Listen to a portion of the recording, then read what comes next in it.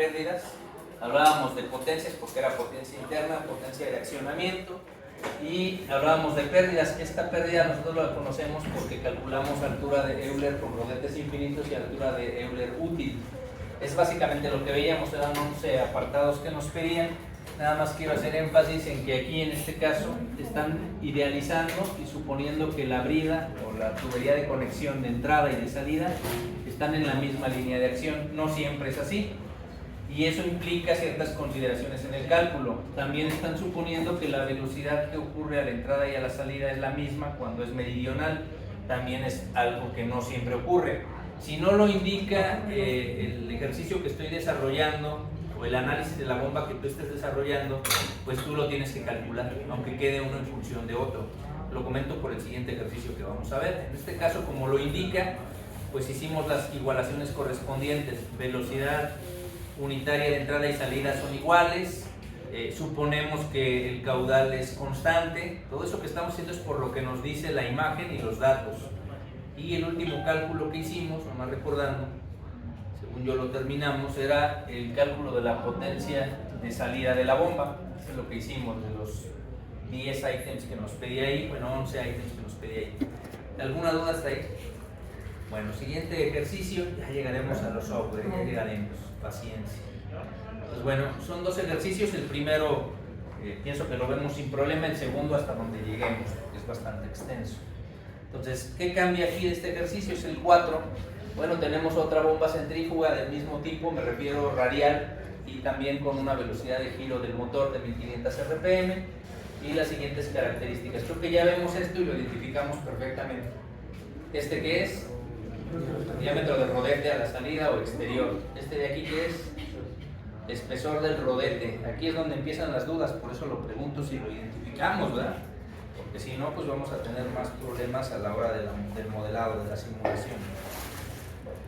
Aquí está hablando de dos cosas diferentes, de álave, o espesor de álave, y de rodete. No sé el dibujo a detalle, pero si yo veo el rodete, pues lo que tiene son dos platos y que están unidos a través de paletas. Si eso yo lo veo en isométrico, pues tú lo verías así, ¿no? Verías una rueda, sería esta, verías otra rueda, y aquí en medio habría paletas o huecos aquí en medio. Es decir, que aquí hay un cubito, si lo quieres ver así, más lo voy a rellenar. Hay un cubito en donde va a ir contenido el agua. Cuando dice la B o el espesor del rodete, se refiere a esta distancia. Entonces está suponiendo que el rodete tiene caras paralelas, porque está indicando que este vale lo mismo, cuando estos valen lo mismo, 1 y 2 valen igual, pero puede ser que este sea más grande, no necesariamente van a ser así, puede ser así, no necesariamente son paralelos, eso es lo que se refiere. Y lo otro se refiere a este elemento de aquí, esa paleta, esa pared. En la realidad no es así, en la realidad es así, tiene una curva, fácil. Y el espesor de este espesor no siempre es uniforme y homogéneo. Puede tener un espesor aquí y otro espesor acá. Eso lo vamos a ver más adelante. Ahorita está diciendo que esto vale lo mismo, y luego dice que este espesor no le interesa, dice, es despreciable esto. Dice, no hay espesor. ¿Por qué sé que no hay espesor? En el ejercicio anterior calculábamos la altura de Euler en el rodete que tiende a infinito. Cuando hay infinito número de álaves, ¿qué quiere decir? Que no tienen espesor. Para poder imaginar que aquí hay un infinito número de paletas, pues no tienen grosor, y por eso podemos obtener esto. Pero cuando sí tienen espesor, ya esta fórmula no es la que se usa. Entonces es lo que está diciendo ahí, nomás porque estamos aquí interpretando, ¿verdad? Diámetro exterior del rodete, espesor 1 y 2 ya son diferentes, que es el primer ejercicio que vemos en el que ambos son diferentes, ¿eh? Los anteriores eran iguales. Luego tiene ángulo de salida del agua, sale a una velocidad, y aquí es más recordarla. Sabemos que el fluido, más recordando, yo tengo aquí mi tubería, entra el fluido, va a chocar con el rodete que estamos diciendo, con sus álabes. Imagínate que lo apuntas hacia aquí, y este era el que dibujamos como álabes, si te acuerdas. Choca en este punto y sacamos un triángulo de aquí, choca en este punto. Cuando el agua choca en este punto tiene dos ángulos. Trata de ir a 90 y este le llamábamos U, la velocidad del fluido le llamábamos C, y entre estos dos había un alfa, si te acuerdas. Y luego teníamos otro vector a la salida, que también va a tener un vector U, que es U2, va a tener otro vector C, que es C2, y va a tener otro alfa 2. Hasta ahí no creo que haya dudas para que nos acordemos de eso, que ya lo hemos estado viendo. Pero luego hay otro que es un poquito más difícil de recordar, porque se supone que tú tienes un vector C, tienes un vector U, pero también dice que va a haber otro vector cuando este esté con respecto al álave o choque con el álave. Dicen que este fluido tiende a seguir el perímetro del álave y nos dicen que hay una separación de vectores de velocidad, y en esa separación a nosotros nos indican que va a haber una velocidad relativa entre estas dos, que de hecho la dibujan aquí, pero yo la estoy poniendo aquí, que le llaman W, velocidad relativa, y nos dicen que entre la velocidad relativa que yo tengo y la posición angular, entre estos hay otro ángulo y ese le llaman beta. Nomás para el triángulo del centro voy a poner hasta el cansancio en todos los ejercicios, pero recordando esto que estoy diciendo y esto que estoy diciendo, este ángulo es el ángulo de salida del agua cuando choca con el rodete a la salida del álave, es lo que está diciendo. Pero una cosa es cuando está a la entrada del álave y a la salida, entrada, salida del álave, cuando choca. Después, este ya lo vimos en el ejercicio anterior, eficiencia hidráulica, 88%. Eficiencia total, también lo vimos en el ejercicio anterior, era una suma de eficiencias, la mecánica y la hidráulica, y eficiencia volumétrica. Al tener un 1, quiere decir que aquí no hay pérdidas. El volumen que entra es el volumen que sale. En el anterior había una pérdida del 10%. Y dice, despreciamos el espesor. Entonces vamos a usar la formulita que está aquí. Bueno, hasta ahí es la interpretación. Adicional a eso, el autor nos da un diagrama. ¿Por qué? Porque no quiere que la velocidad meridional sea igual a la entrada y a la salida. En el ejercicio anterior, la entrada y la salida eran colineales, si te acuerdas. Aquí no, va a entrar en una posición y va a salir en otra totalmente a 90 grados.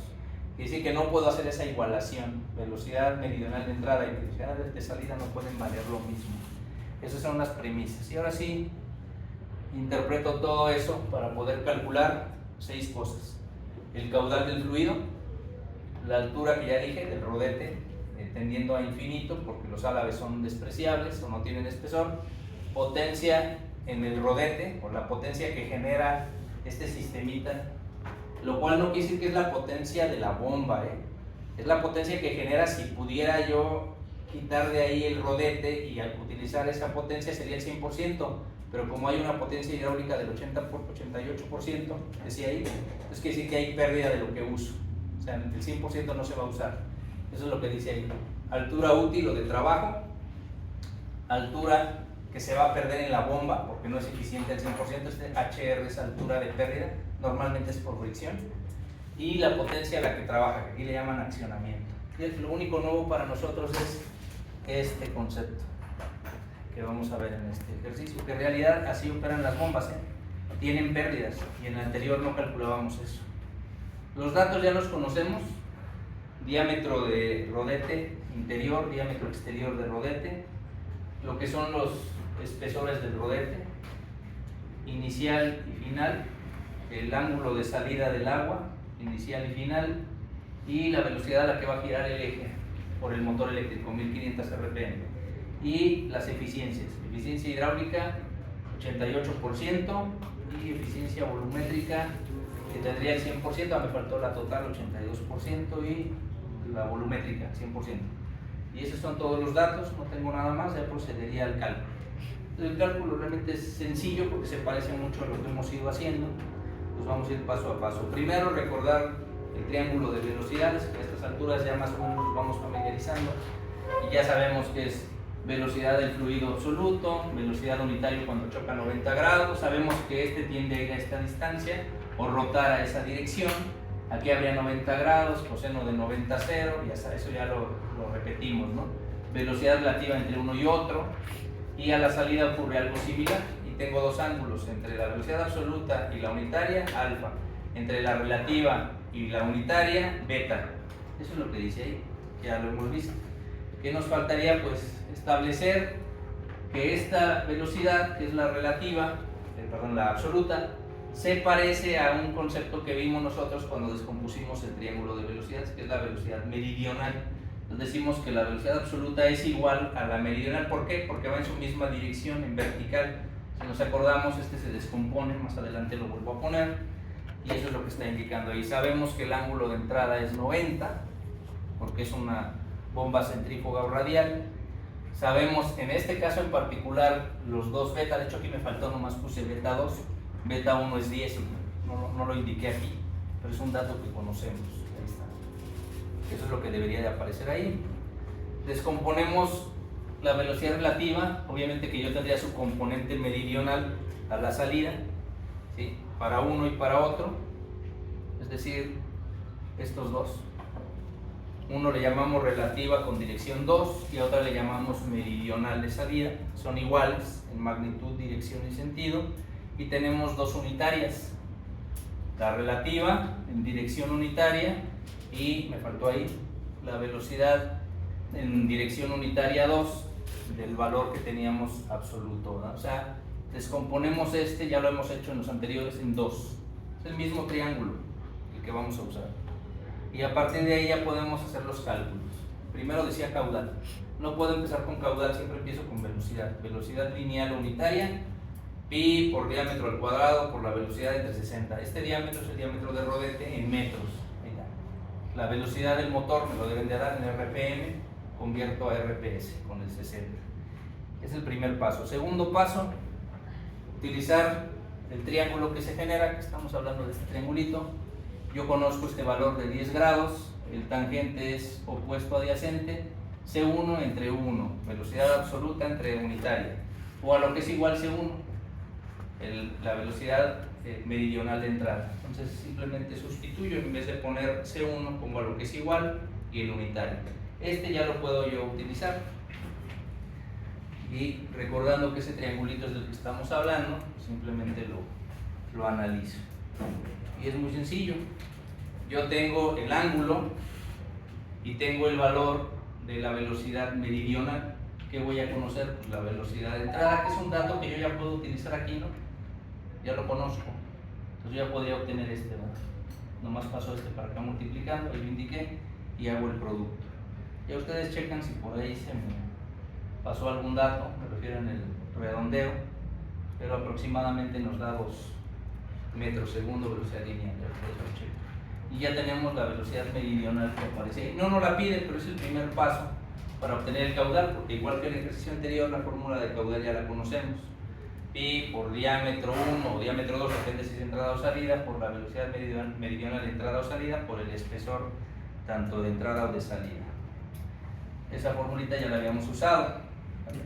Si te acuerdas, este valor de aquí, cuando el volumen no es al 100%, se divide entre la eficiencia volumétrica, que era un 1, la eficiencia volumétrica, entonces no se suele poner.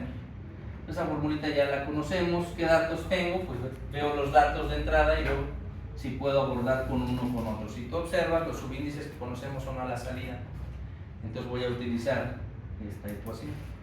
Tienes que verificar, conozco esto, y en función de eso obtienes, no es el 1 el que tengo, entonces voy con este. Conozco el espesor 1, sí está.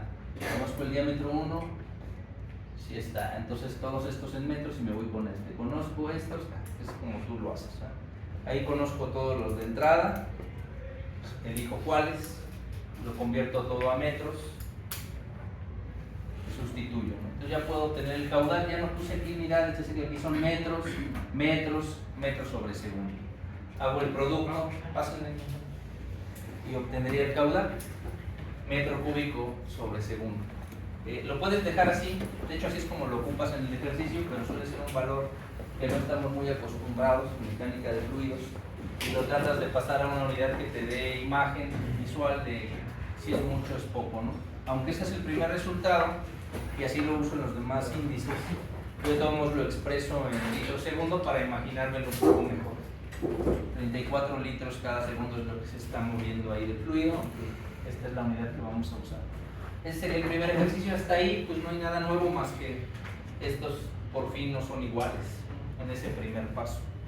Pero dijimos que eran 6 cálculos sobre el primero. El segundo, pues primero tendría que obtener la velocidad de salida unitaria, misma fórmula, pi por diámetro del rodete de salida por la velocidad de 360, sustituyo, nomás recordando que esté en metros, y obtengo la velocidad lineal. Segundo paso, recuerdo la ecuación de caudal, que ya la habíamos posicionado ahí, en la filmina anterior es la misma fórmula, y a partir de ahí yo ya puedo despejar la velocidad que no conozco, la velocidad meridional de salida. Esto de aquí pasa dividiendo. Yo ya conozco el caudal, fue el caso anterior, en metros cúbicos sobre segundo. Conozco el diámetro del rodete de salida y el espesor del rodete de salida, ambos en metros, y ya nada más sustituyo. Recordando que aquí son metros, el apartado metro cúbico segundo, para que todo esté en el mismo sistema. Hago el producto y obtengo la velocidad lineal, que sabemos que es meridional por la dirección que lleva, pero las unidades siguen siendo las mismas. Distancia entre tiempo. No es lo que me pide, pero es un paso que necesito para el siguiente cálculo. Vuelvo a regresar a mi diagrama, hasta que me lo aprenda, triángulo de velocidades. Ya sabemos que aquí va a rotar hasta este punto, se va a convertir entonces en velocidad unitaria, coseno de 60, ya sé que me va a dar 0 y se va a reducir la ecuación de Euler que voy a usar, y también sé que lleva la misma dirección que aquí lo indiqué. Y bueno, ese es el mismo diagrama que teníamos, con ese vamos a trabajar. Ahora voy a ir con el triángulo de salida, la tangente, velocidad relativa de salida entre la velocidad relativa unitaria. Son los dos que se forman igual que en el anterior, aquí, con pasándolo aquí, y este valor que sería el de aquí arriba. Y ya sé que y este son iguales, y ya puedo obtener con esa ecuación. De ahí, ¿qué datos conozco? Es lo que tendrías que analizar y recordar eso que ya dije, ¿no? Que los dos vectores en rojo son iguales, el relativo y el que tengo a la salida meridional, son iguales. Entonces sustituyo en mi ecuación y en vez de poner este valor, pues pongo a lo que es igual, el meridional. Y ahora sí, con ese ya puedo trabajar porque ya lo conozco. Ya está ahí, este ángulo ya lo conozco. Pues no conozco la velocidad relativa a la salida, este es el que no conozco, lo despejo de ahí. Ahí lo indicamos, simplemente intercambian lugares. Yo ya conozco este valor, conozco el ángulo de salida beta, pues simplemente sustituyo. Velocidad relativa a la salida, 2.39 metros segundo. Hasta ahí, bueno, es un paso adicional. ¿Qué más haríamos? Igual que en el ejercicio anterior, si te acuerdas. Si tú quieres obtener esta velocidad que estoy señalando, tendrías que sumar estas dos, las que están en azul. Si yo quiero obtener esta velocidad de salida con dirección unitaria, pues tendría que a la velocidad unitaria 2 restarle la relativa. Bueno, eso ya lo habíamos visto en el ejercicio anterior, yo te lo expreso así. Es lo mismo que ya habíamos usado. Si queremos saber esta velocidad, pues voy a tomar esta velocidad y le voy a quitar esta. Eso ahí está indicado. Yo ya conozco esta velocidad, pues voy a aprovechar que conozco la velocidad 2, la U2 ya la conozco, esta de aquí. Pues aprovechando eso, ya conociendo ese valor, pues yo ya puedo hacer el cálculo directo de esta velocidad, ¿no? Porque ya conozco y esta es la que acabamos de obtener. Simplemente es hacer uso de la fórmula, cuidando las unidades, que estén en el mismo sistema de unidades, y ya tendría la velocidad unitaria de salida. Y ahora sí, el primer punto que me pedía, altura de Euler con rodetes infinitos cuando el ala B es despreciable, no tiene espesor. Ya sabemos que al girar esto 90 grados, por esto que dice aquí, pues esto se va a eliminar, ¿verdad? Y va a quedar esta ecuación. Se elimina este término. ¿Por qué? Porque este término se hace 0. Y eso yo ya lo puedo utilizar, ¿no? Y ya tengo mi segundo campo. Entonces igual, la altura de Euler. Bueno, pues es sustituir nada más. Sustituyo la velocidad unitaria 2, que es un dato que estaba por acá arriba. Lo sustituyo la velocidad que yo acabo de encontrar, esta de aquí, y la gravedad pues ya la sabemos, 981. Hago el producto y ya me da, nada más acuérdate que este resultado son metros columna de agua, ¿sale? 118.7 metros columna de agua. Ya acabamos con el segundo ítem. ¿Alguna duda? No, bueno, sencillo. Tercer cálculo. Bueno, para eso primero vamos a recordar a qué es igual la potencia hidráulica. Esa formulita no la habíamos visto aplicada para el rodete. ¿Quieren saber cuánta potencia genera la jaulita esta cuando recibe el agua? Dice peso específico del agua, caudal que recibe y altura de Euler con rodetes infinitos, es decir, que no le importe el espesor. De ahí, pues lo único que tienes que hacer es sustituir. Claro, hay que indagar cuál es el peso específico del agua, 9810. Este caudal está en metros cúbicos segundo. Y bueno, el dato que acabamos de calcular en metro columna de agua. Hago el producto y me va a quedar en unidades newton metro sobre segundo. Esos son watts. 45.65 kilowatts por el prefijo que usaron ahí para que la cifra quede más cortita, ¿no? Más cerrada. Ya tenemos la potencia que genera el rodete. Ojo que esa potencia no necesariamente es la potencia de la bomba. Cuando me dicen, oye, ¿cuál es la potencia de la bomba? Pues tienes todavía que quitarle las pérdidas. Pues esta es la potencia, digamos, ideal de la bomba, no necesariamente la de trabajo. Siguiente caso, bueno, dice aquí, eficiencia hidráulica, ¿qué es igual? Bueno, pues voy a tomar la altura útil o de trabajo entre la altura ideal cuando los rodetes no tienen espesor. Y de aquí yo ya puedo despejar porque esta eficiencia ya me la dieron, trabajaba al 88%. Este dato lo acabo de calcular en la filmina anterior, voy a despejar la altura útil o H. Y bueno, ahí ya lo indiqué directo, la altura H es la eficiencia hidráulica, la altura de Euler con rodetes infinitos, sustituyo ahí y ya me dicen los metros columna de agua que yo voy a tener útiles de la bomba. Así que esa bomba puede elevar el fluido 104 metros columna de agua. Es lo que dice ella. Siguiente apartado. Bueno, acordarnos de esto, que esto es lo nuevo, no habíamos visto este concepto. Altura hidráulica de Euler infinita es igual a la altura útil más las pérdidas que hay, normalmente son por fricción. Estos los obtuvieron experimentalmente. Entonces, esta es la fórmula que vamos a usar. ¿Qué hacemos? Pues despejamos HR, la altura de pérdida. ¿Cuánto va a perder la bomba? Pues la altura ideal con rodetes sin espesor y la altura útil, esa diferencia. Cuidando que ambos estén en las mismas unidades, ¿no? Porque no nada más son metro columna de agua, pueden ser milímetros de mercurio, puedes medirlo también como ya lo vimos nosotros en Torricelli. Aquí está directamente en metro columna de agua, ya me dice que va a perder 14 metros, más o menos es una idea, ¿no? Dice que esa bomba de los 104 metros está perdiendo más de 10 metros por la pura fricción, que no puede elevar, no van a ser 104, hay que quitarle los 14 que dice, esa es la pérdida, ¿no? Sería interesante el análisis viendo efectivamente Darcy-Weisbach, ¿no? La pérdida real, esta la obtuvieron, pues es sencillo, mido la eficiencia real, ponlo a trabajar eléctricamente, mecánicamente con la hidráulica y mido cuánto caudal movió, cuánto generó de energía eléctrica cuando se convirtió en calor y obtengo las pérdidas, pero no lo hizo por las fricciones, lo supone que es por fricciones, a eso se refiere, ¿no?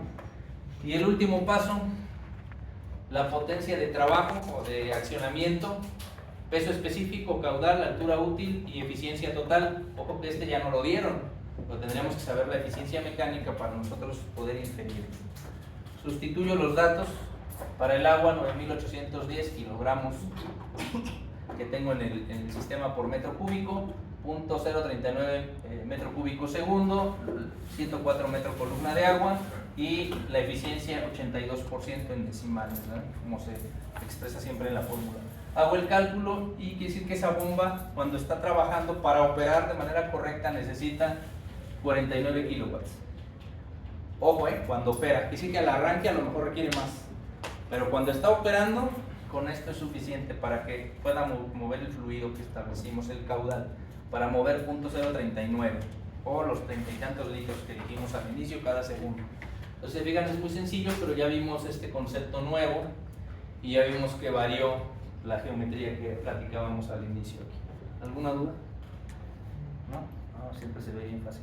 Yo digo lo mismo. Ok, siguiente ejercicio. Bueno, ahí tenemos una bomba centrífuga. Voy a adelantar un poquito para ver la imagen, ahorita platico eso. Esa imagen. Porque aquí ya cambió un poco, ya nos dice dónde está configurada la bomba. En los anteriores pues siempre nos daba la bomba nada más. Aquí nos da la bomba, que es esta. Nos indica dónde está el depósito o el repositorio, nos indica dónde está el depósito tanque elevado. Inclusive nos da las válvulas si es de compuerta, si es de retorno, los accesorios. Y lo interesante para mí es que nos da las alturas, que es algo que todavía en los anteriores no era preciso a qué se refiere la altura, aunque se supondría que por fricción en otros ejercicios previos entendemos el concepto, no siempre físicamente nos queda claro cuál es. Bueno, ahí nos dice que la bomba es del mismo tipo, es radial centrífuga, nos dice que va a girar aquí el motor que tiene conectado a 1450 RPM, y luego ya nos dice la altura, nada más algunas precisiones. Dice el pozo de aspiración, se refiere al centroide del rodete de la bomba, que es esta línea, contra el espejo de agua donde está succionando. Esa es la altura de succión, caches. En este caso nos da un dato de 4 metros, que sería ese que estamos poniendo. Nada más la precisión que yo haría es, y que este valor, ¿cuál es? Pues debe ser el valor mínimo al cual puede succionar el agua ese depósito. Es decir, que esta línea la pudieron dibujar hasta antes del filtro, con su famosa pichancha. Hasta ahí debería de ser. No más abajo, y nunca es cuando está al tope de las cisternas. Es a donde está la altura de succión, porque está calculando la energía que requiere para llevarla desde ese punto más bajo hasta el punto más alto. Entonces siempre tiene que ser hasta donde puede succionar. Esa es la primera parte que dice ahí. Y luego dice que del eje de la bomba hasta la parte superior del depósito. Ahí fue un error de un servidor cuando lo dibujó. En realidad desde el centroide del rodete de la bomba hasta, debería de ser el espejo máximo del tanque, es decir, hasta donde puedo rellenar el tanque. Yo, porque aquí me quedó un poquito más arriba el dibujito azul que la línea, debe ser hasta el techo de donde puede llenarse la cisterna. Esa es la altura de la que está hablando. Entonces sería para nosotros lo que conocemos como altura dinámica. ¿Por qué dinámica? Pues conforme se va llenando, acuérdate que este es el mínimo de donde succiona, o sea, lo más abajo, pues esta va a ir cambiando. Es dinámica pues porque va incrementando hasta que llegue al techo. HD. Esa es la primera parte. Y después nos dice las pérdidas. Dice la tubería de aspiración e impulsión. Ahí me detengo. Así lo dice en ese ejercicio en particular. Nosotros conocemos esto como succión, pero bueno, él también le llama aspiración. Y esto normalmente lo conocemos como descarga, y él le llama impulsión porque impulsa el fluido a su punto final. Entonces son sinónimos que utiliza el autor, pero bueno, nada más para interpretarlo. Salud. Entonces las tuberías de aspiración e impulsión son de 150 milímetros, o otra mentirota. Está suponiendo que esta tubería y esta tubería tienen los mismos diámetros. Normalmente, como en el ejercicio anterior vieron, no es así. Lo hace para que sea más sencillo el cálculo, para que se centre la atención en otros cálculos previos y no te entretengas en hacer las igualaciones. En realidad son diferentes porque es un Venturi. Entonces está suponiendo 150 milímetros de diámetro en ambos. Y luego dice, la pérdida de carga de la tubería de aspiración asciende a 2 metros y le va a llamar HA porque es altura de aspiración. Está suponiendo que desde aquí, desde que succiona hasta que llega aquí, está perdiendo carga. Y no hace el cálculo, ya no, como en el anterior lo hicimos, no, aquí nos dice cuánto perdió, 2 metros columna de agua. ¿Cómo lo calcula? Bueno, tendría que meterme a la teoría de pérdidas por fricción y calcular. Y después me dice, y la tubería de impulsión, y dice, sin incluir las pérdidas a la salida de la misma y la entrada del depósito. Es decir, que él va a considerar solamente las pérdidas en este sistema aquí. O sea, todo lo que es el caracol. Ya de aquí hasta acá no hay pérdidas, nomás aquí. O sea, lo que ocurre de aquí, donde estoy señalando para acá, no lo está considerando. Solamente del centroide del rodete hasta donde va a descargar. O sea, las pérdidas internas, es las que está considerando. Se puede ver más adelante uno donde considere todas, sí, claro, sí, para que veas la diferencia. Pero aquí es ideal, solamente esta pequeña pérdida a la salida. Y es de 7 metros columna de agua. Es altura de impulsión, o pérdida de altura de impulsión. Bueno, lo que dice ahí, dimensiones del sistema, diámetro exterior del rodete, espesor de salida del rodete, ángulo de salida del agua, eficiencia hidráulica al 82%, no vas a encontrar una arriba del 90%, sí las hay, pero ya muy especializadas, no para estas aplicaciones. Y otra vez, no hay espesor de álabes, otra vez esta formulita, que también es otra mentira. Bueno, ya lo veremos cuando un ejercicio sea más completo que este. Otra idealización que nos da el autor, yo la agregué porque la considero importante, que es esta idealización.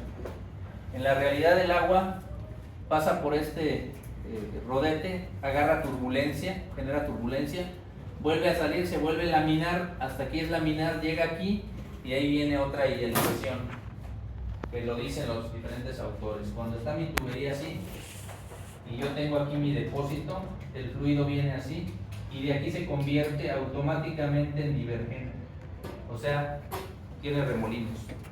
Y calcular la velocidad aquí ya no es tan sencillo, pero los autores, para hacerlo simple, dicen: no, voy a considerar que el fluido va en forma de vector y sale en forma de vector. Yo lo traté de indicar ahí en mi presentación con la animación esa. Digo, el vector va en horizontal, el flujo laminar, velocidad dentro de la tubería, en realidad es velocidad de la tubería o dentro de la tubería lineal, y la salida sería una velocidad también idealmente lineal. No es cierto, pero el autor supone que es lineal, y si es lineal aplica esta fórmula que ya la hemos visto. Esa fórmula es la fórmula de velocidad generada por la energía cinética, y dice que la velocidad de la tubería elevada al cuadrado entre 2g explica el comportamiento del fluido. Sí, pero cuando el fluido sale y se mantiene en forma lineal, y no es cierto, sale y empieza a hacer esto. Nada más para que lo tomes en cuenta, el que sí continúe estudiando otros niveles tiene que meterse a ver esta ecuación, qué es lo que ocurre aquí realmente. Esto, digamos, es nivel ingeniería, ¿sí? Pero esto no es cierto, así le dice idealización. De hecho, Matthijs, que es el autor, pone una nota en sus ejercicios y dice: considerando el flujo laminar a la salida del depósito, y pone esa ecuación, pero en la realidad no es así. Para que luego digas que eso no es cierto, nunca lo vi, ¿no? Al menos ya sabes que es una falsedad, una idealización. Es aceptable para lo que usamos este tipo de bombas. ¿Qué nos pide? Solo tres cosas: caudal, la potencia de aspiración y la potencia de impulsión, o entrada y salida, como las conocemos. Pero esas tres llevan más tiempo porque es extenso el cálculo, pero pues vamos a empezar. Los datos pues ya los comentamos ahí, son los mismos: diámetro de rodete, espesor de rodete, ángulo de salida del agua, velocidad del eje, eficiencia, pérdida a la admisión, pérdida a la impulsión o descarga, y el diámetro de la tubería igual para entrada y salida. Son los datos hasta ahí. ¿Alguna duda con alguna variable? ¿No?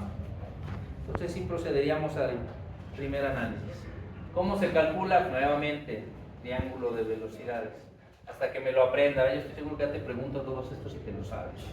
Para tu evaluación de la unidad 2, sí o sí te tienes que saber el triángulo de velocidades general, que si no, si vas a batallar. Hasta ahí, pues eso ya no lo sabemos. ¿Qué nos pide primero? Bueno, determinar el caudal. No es tan trivial como los anteriores el cálculo. Inicialmente pareciera que sí, pero te vas a dar cuenta que no. Velocidad 1 y velocidad 2. Velocidad 1 no la puedo calcular, porque si yo veo los datos no tengo ningún dato del 1. Todos son de la salida, no de la entrada. Entonces por eso empezamos con U2 en vez de con un 1. Ya sabemos que es diámetro de rodete, velocidad del eje, y para convertir minutos a segundos. Bueno, sustituyo, tengo la velocidad de salida. ¿Qué más conozco? Bueno, yo conozco el caudal, tengo que hacer una precisión. Yo puse esto a propósito. Yo tengo mi sistema, y pues no es cierto. Yo tengo este sistemita que platicaba al inicio.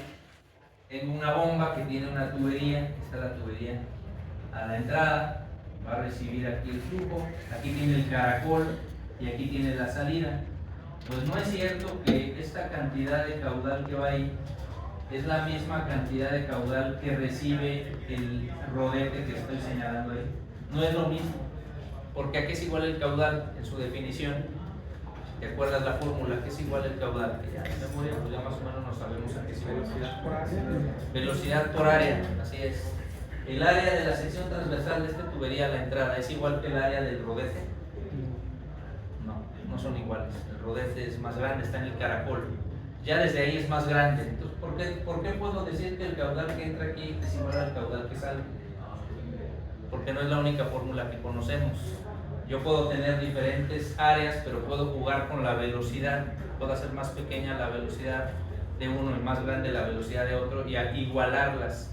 Por eso puedo decir, porque en realidad hablo de volúmenes diferentes. Aquí hay un volumen de entrada, aquí hay un volumen de salida diferentes. En total el volumen es el mismo, en total. pero en realidad los diámetros no son iguales. Es una suposición que hacemos. Yo te estoy poniendo aquí el caudal que hay dentro de la tubería de admisión. Vamos a suponer que es igual al caudal que va a haber en el rodete, no los diámetros, el caudal, que quiere decir que las velocidades deben ser diferentes, es lo que estamos diciendo. Y si eso es cierto, entonces yo tomo la sección transversal de la tubería de admisión, que es circular, y recuerdo cómo puedo obtener el vector de velocidad de esta tubería. Aquí es igual, pues, despejo de la ecuación que el compañero ahí nos recordó, ¿verdad? Aquí es igual el caudal, pues, a la velocidad a la que vaya el vector que puse en rojo por el área de la sección transversal de la tubería. Pero esto para la tubería. Para el rodete, pues obviamente que este cambiaría y este cambiaría. Si este es más grande, la velocidad en el rodete es más baja. Eso es lo que dice ahí. ¿Hasta ahí alguna duda? Que no, esta suposición, esta es una premisa. Ahora sí voy al cálculo. Recuerdo la fórmula que ya conocemos de caudal del ejercicio anterior. Caudal a que es igual. Esto de aquí representa para mí el perímetro. Perímetro por espesor. Este de aquí es el volumen que yo tengo del fluido. Y el volumen lo afecto por la velocidad. Es diámetro del rodete a la entrada, espesor del rodete, velocidad meridional del fluido. Esto es a la entrada, esto es a la salida. Entonces yo ya puedo usar esta ecuación. Entonces nada más es recordar, ¿no? ¿Qué valores conozco para ver cuál voy a usar? ¿Qué valores conozco? Todos estos, 2, 2, 2, todos los de la salida, 2. Entonces yo ya puedo ver, voy y utilizo esa sección, es una triple igualdad, voy a usar este y este no lo voy a usar ahorita. Entonces yo ya sé a qué es igual el caudal, ¿eh? A qué es igual el caudal. Yo ya dije que el caudal a la entrada es igual que el caudal que voy a tener a la salida. Si eso es cierto, entonces yo ya puedo tomar esta ecuación e igualarlo con esta.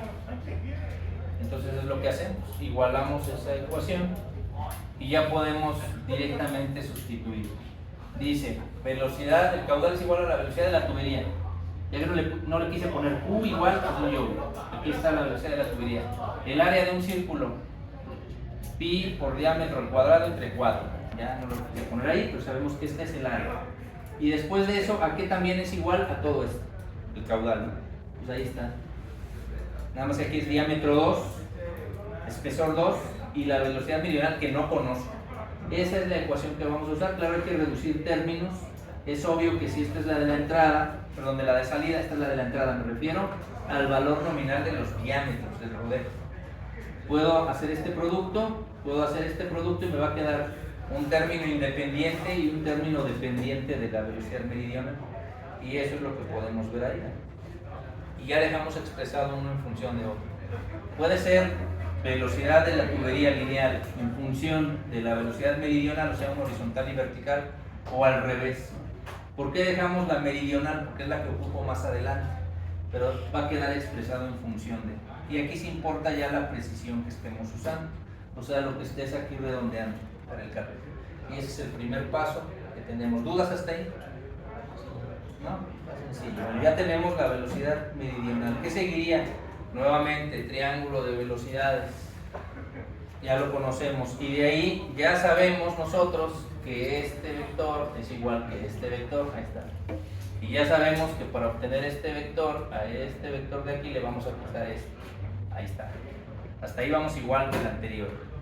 Con eso yo ya puedo recordar a qué es igual este vector también. Si esto es cierto, que para obtener este vector, a este vector le quito este, entonces yo ya sé que para obtener este vector en valor absoluto, voy a tomar estos dos y los voy a sumar. Ahí está. Ahí está indicado.